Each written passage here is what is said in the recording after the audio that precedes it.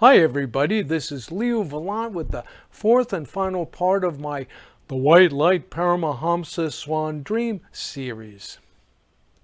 Anyway, considering everything I've learned over the years, I've come to think that while the white light is very important, well, it's not the only thing. For instance, I had a very recent dream which began as I arrived at some kind of a fairground. I was carrying something in wax paper and opened it up to take a look, and damn, there was this food thing. It was all beat up. It seemed to be a cross between a donut and a bagel, but it had too hard a crust to be a donut, and it was too thin in girth to really be a bagel. But I wouldn't know what else to call it. A bagel that lost too much weight? And while it was mostly off-white like a bagel, it had a bit of a salmon reddish tint. Well, just having that kind of a spectral color tells us this was an important dream. So yeah, that bagel thing showed a lot of hard travel. But yeah, I was lucky with this dream in that it seemed to have come with a lot of contextualized memory, and so I had a good idea of what my circumstances were. I seemed to be at this fair to make an offering of that bagel thing to a guru, where an offering is ceremonially required. And it was either offering that or nothing, and nothing would be extremely unacceptable. Yeah, I was really anxious about offering a guru something in such bad shape. But no, I couldn't consider the option of swapping it out for anything better because I felt the bagel thing might have originally come from loving hands and had been cooked especially for this guru, and that the job of delivering it had been entrusted to me, and I couldn't dodge that responsibility now, could I? And yeah, my regret was that I allowed the thing to get so road-worn in the first place. But when I accessed the dream memory and took a look, well, the trip had been so tortuously convoluted that it seemed remarkable that the bagel thing had survived as well as it had. And so yeah, I thought about it, and then I figured it'd look much better if I could keep it entirely out of sight. And so what I did was I wrapped the bagel thing back up snug in fresh wax paper and went to the presentation figuratively, skipping to keep my best foot forward. So I approached the staged up square that was central to this rather crowded fair, where the guru and his entourage were sitting. Really, it was actually remarkable that I could pick him out at all. He wasn't Indian, there was no turban, he wasn't wearing robes. In fact, he was wearing something even less formal than a t-shirt, and whatever that was, it wasn't clean. He looked about 40, which seems kind of young for a guru, and he wore his hair almost in a buzz cut. He hadn't shaved for days and had the physical build of a old heavyweight boxer. He looked really more like a bouncer or a bodyguard than the boss. But sure enough, I was right about him being the guru. Or maybe it wasn't the case that I knew who the guru was, as that I knew who he wasn't. You know, none of the others stood out. And yeah, when it came to standing out, apparently this guy knew that it could be done in one of two ways, and he figured that way two was way easier than looking his best. I presented myself with a bow and offered the wrapped up bagel thing to him, and he took it pro forma, thanking me for it without really looking at it, and then just tossed it back into a basket where it mixed indiscriminately with all his other offerings. Well, a great feeling of relief swept over me that the deplorable condition of my offering hadn't been discovered. And yeah, I know what some of you must be thinking, that top-notch gurus know all things and and can read minds and such as that. And so why should I go through all the trouble of trying to fool such a super being? Well, if mind reading really is a thing, then certainly it can be used as a secondary means of communication, can it? So consider this, that my extreme anxiety to please, even if evinced by apparent acts of deception, well, wouldn't that be interpreted as a token of respect? And then his nonchalance in response. Well, I could take that as an acknowledgement of my own and my offering's acceptability, as well as an expression of his own anxieties in regards to making me feel welcomed. So yeah, considering all that, I would think that being able to read minds would only make things even more complicated. Huh. But yes, with the preliminaries over, there was no further ceremony, and he pressed his thumb against my forehead. And no, my head didn't light up, but a dense and powerful clear energy pulsed into my Ajna chakra. No, it was not blissful. In fact, it was really quite uncomfortable, just shy of crossing the line into pain. But somehow I knew it was supposed to be like that, and so I leaned into it. The initiation continued for a while, with the pulsation spreading throughout my entire body, which spasmed as though from electric shock, and then my dream consciousness externalized and I saw myself from the outside while still feeling everything my body was feeling. I guess that meant that I passed out. But only just for a moment, because I remember being able to walk away from the stage after the initiation, thinking that I certainly hadn't expected anything like that to happen. But yes, we've spoken of the white light, and now we've introduced this clear energy, and so we need to ask ourselves what the distinction is between the two. Well, if we take a look at the white light first, well, the white light may be versatile enough to support both the right and left-hand paths. You know, as the foundation for the male Brahma right-hand principle of the transcendental undifferentiated consciousness, well, the white light can white out contrasting details, leaving only a uniform oneness. But that same white light, as the left-hand Saraswathi feminine principle, it could be the substance behind conceptual intuitive flashes and inspirations, and then by shining through the prism of spiritual dualism, well, it could show itself in the full spectrum of elaborative colors and all possible images. Now, what about the clear energy? What possible use could it play? Well, look at the dream, where we can see that all the forms of that initiation were in conformance to traditions, but, well, the appearances themselves were contrary. You know, the central character of the guru being played more as being earthy and vital than spiritual, right? So I get the sense that the clear energy would be a grounding energy, and not so much cerebral or conceptual as just plain useful. So the clear energy may be more about orientation of being, sense of presence, perception of magnitude and scale of reference, will to action, and making connections. Yeah, without the clear energy, it may be just too easy to lose oneself in the white light and the oneness. It may be the case where the white light and the clear energy meet at the table of liaison between the above and the below, and they're a kind of heads and tails of this same coin that must be tossed if our enlightenment is to cover both heaven and the earth.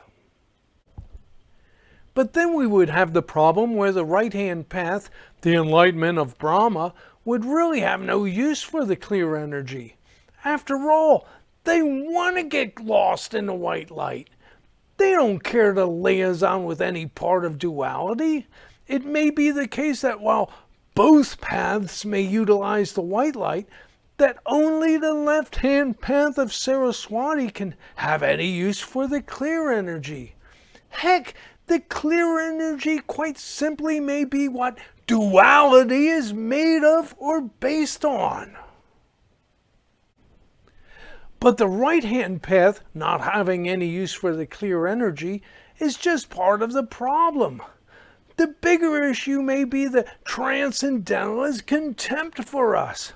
For them, duality is a dirty word. They wouldn't want to think that there can even be such a thing as a left-hand enlightenment, because they would need to concede enough to dualism to admit that there can even be both a left and a right. It would be a violation of their perfect oneness, the condition they enjoy at the top of their own special Maslow's pyramid, which necessarily has to ignore everything else below it. And it's not as though there hasn't been a lot of scholarship in regards to the various levels and planes underneath that highest transcendental level of all is one. Those intermediate planes, all well above our own, are there for what must be very good reasons, right? And really, I should have paid more attention to that scholarship, except that I myself at the time was under the sway of the right path transcendentalists who insisted we ignore all that lower stuff. But really, being able to spiritually access the higher intermediate planes could turn out to be really useful. And it's not really lower stuff at all. It's only low when we compare it to the amorphous and meaningless transcendental oneness. Again, it seems like a paradox where for some reason we designate the most useless region of consciousness, the transcendental, as the highest. But aren't the transcendentalists as lost as the most materialistically focused mealworm grub? Yeah, the transcendentalists go so high, so far up over the top, that they effectively circle back down to the lowest. Yeah, the transcendental mystics dedicate themselves to a harrowingly strict discipline of meditating for years in order to achieve a very rare state that actually may be aberrant or pathological, where for only a moment they can experience themselves, perhaps delusionally, as all things, all knowledge, and all consciousness. But then they can only return to us empty-handed and empty-headed. But what they do remember, and this is tragic, is that they've never had a stronger or more wonderful experience. Honestly, doesn't that sound like a dopamine addiction? Yeah, it'd be perfectly consistent with them hitting a psychological state where their system was flooded with dopamine, the feel-good hormone. But no, of course they wouldn't see it like that. We need to keep in mind that delusions and hallucinations appear to be real. Yeah, when you think about it, doesn't lucid dreaming prove that the mind can counterfeit reality? So it's like they got some big bucket brimming full of absolutely nothing, and it becomes their greatest treasure. And compared to all this glorious nothingness, well, the gift of their family and friends, their places and positions in our world, and even their very own lives now seem entirely insignificant and secondary. They no longer care about anything except pushing that big dopamine button a second time, which makes them double down on whatever path it was that got them there in the first place. like a rat in the experiment that gets an orgasm each time it pulls down on the red lever. But it's not so easy the second time, and I suppose that's because the first time they weren't so hyper-neurotically obsessed, but now they are, and that changes the entire dynamic. You know, there must be a big difference between calming meditation and obsessively compulsive meditation. They call it the dark night of the soul. And well, just like with an unrequited love, the intensity of the yearning fades with time, or at least for those we see mingling in our society. But maybe a significant number of them stay hunched over the switch like many of those experimental rats and feverishly meditating until their early deaths finally liberate them from their quest for liberation. But those who are fortunate enough to save themselves by giving up on a constant debilitating around-the-clock pretense with meditation, perhaps realizing themselves that their attitudes are now all wrong for it, well, what are they supposed to do now?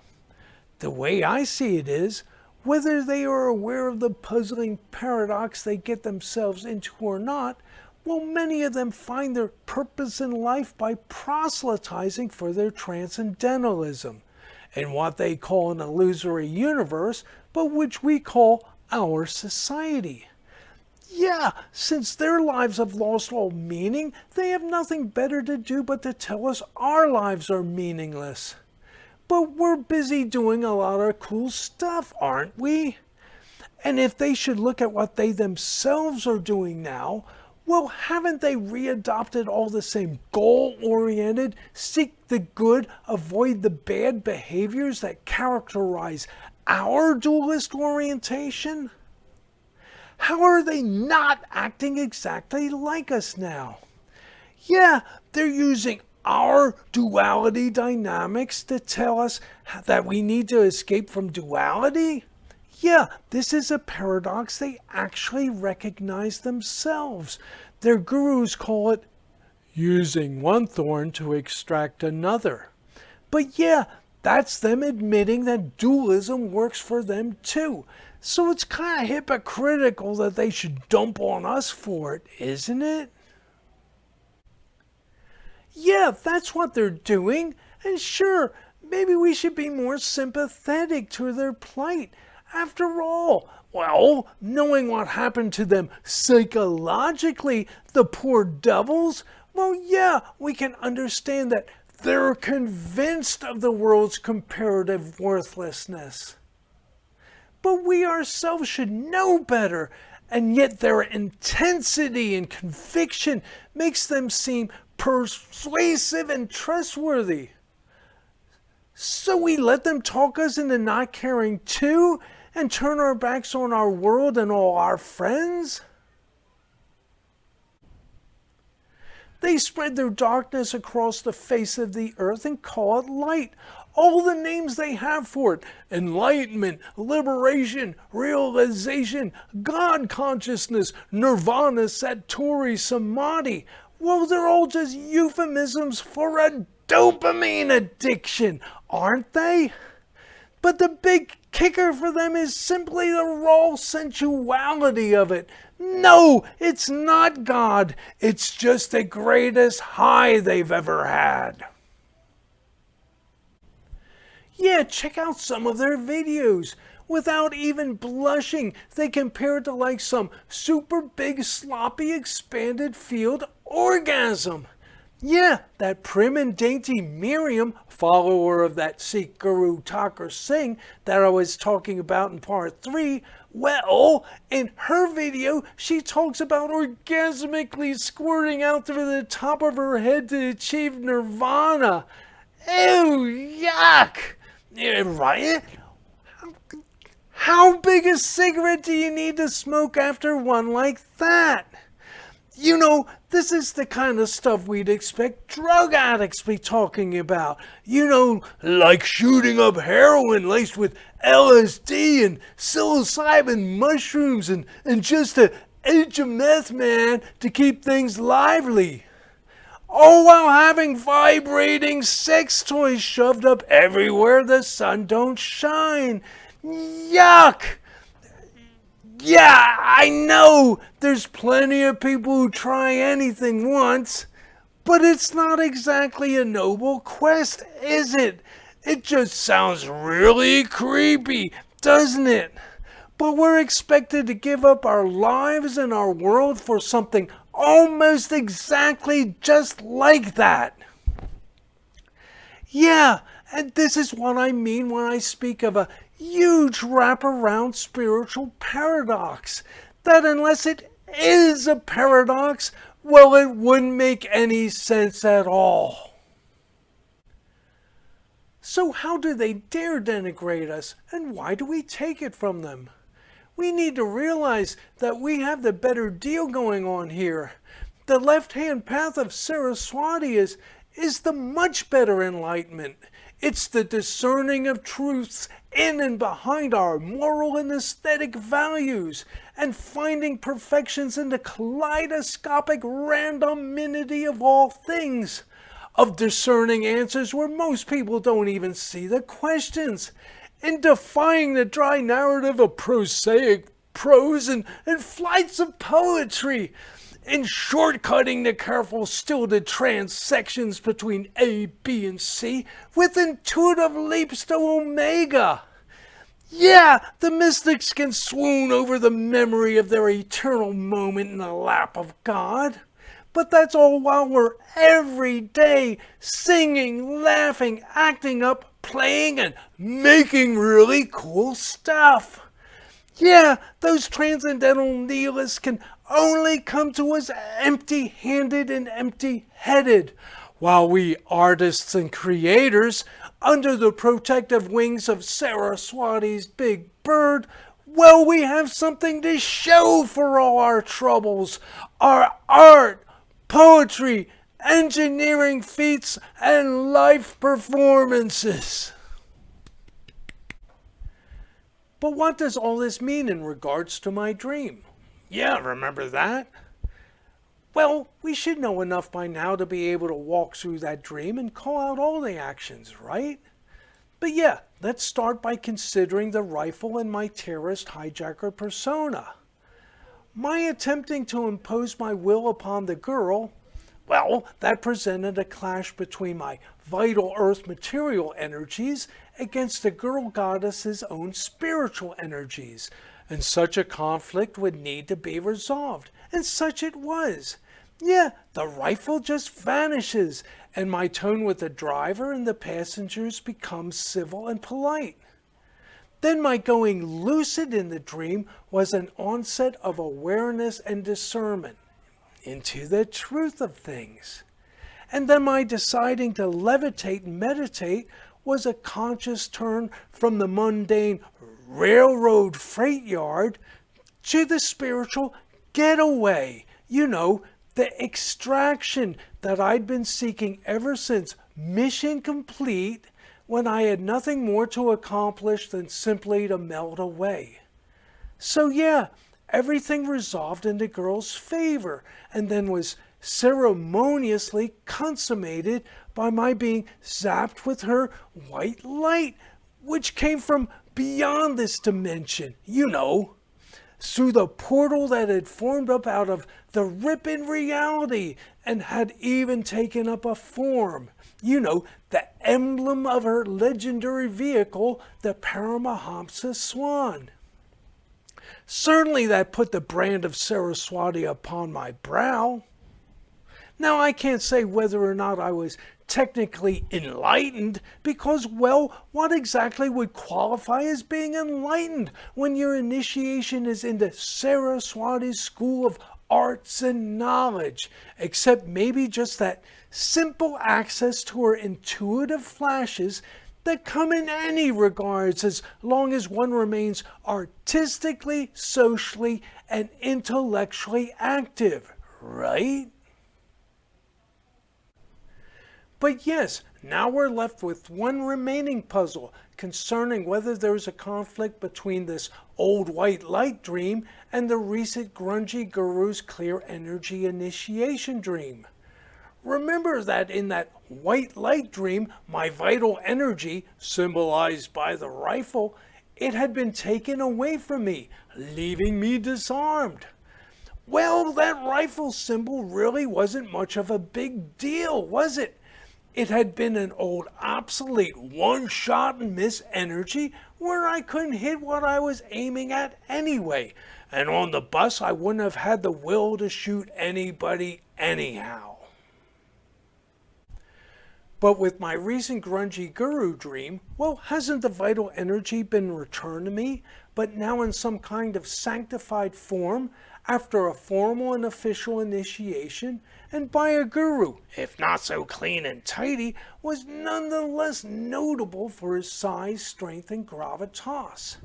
Yeah, in the white light dream, I may have only been stripped of my vital power because it had been used in conflict with the archetypical girl. But that doesn't necessarily mean that the vital energy is a bad thing. It may be a good thing when it's used for the girl and not against her. So, has vitality been returned to me now because I might soon be needing it? Or maybe I should say we might soon be needing it. Yeah, does anybody else remember that portentous mention of the War of 22 from part 2? Yeah, it has me worried. You know, sometimes I wish I was just making this stuff up. Well, that's it. I hope you all liked the series. I'm putting some of my older videos into editorial rewrite, so I should have something for you soon. Thanks again for visiting. Bye.